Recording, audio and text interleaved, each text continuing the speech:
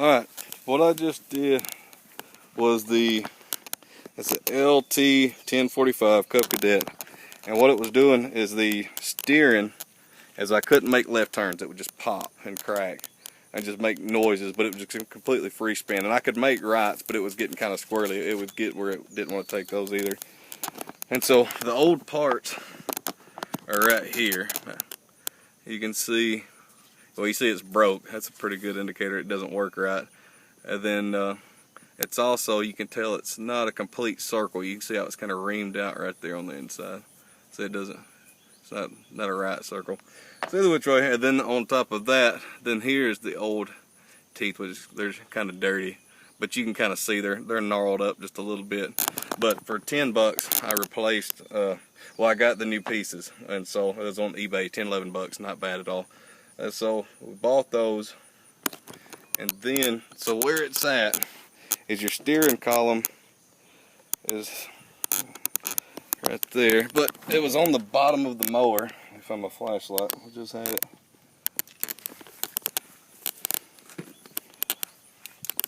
Where it's at is right in here.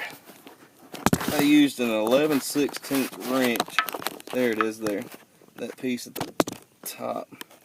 You see these big teeth here. I don't have any way to hold this flashlight up, but see, there's the nut. That's the nut that you have to take off to get to it.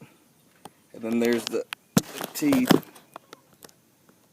there above the nut, and then there's a washer between those teeth and that metal frame there. And then on the other side of that is where this piece drops straight in, down in a hole, just like that. The washer part will be like, if you're looking at your motor down, it'll look like a washer, but from the bottom side you can see that it's cut out like this right here. That's how it stays in place. And so it'll drop straight down into there, and it's extremely difficult and aggravating to get to, just because of the way it's, just where it's at. I saw a lot of people dropping their deck to get to it. I didn't feel like dropping the deck. It was just that much more work. And so what I did was get up here, and I used a jack. I just jacked it up a little bit. Don't leave it on the jack, because these jacks are squirrely and they'll fall right over. So I jacked it up and put a cinder block underneath there just to give me a little bit more height, a little room to work.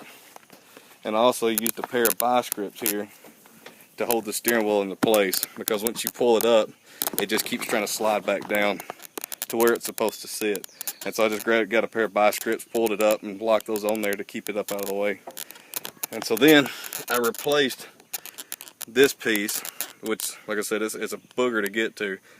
I just fished the old one out with this one, and then I dropped the new one back in there. And I don't have small hands. I mean, I'm not very big, but it was real tricky to get in there.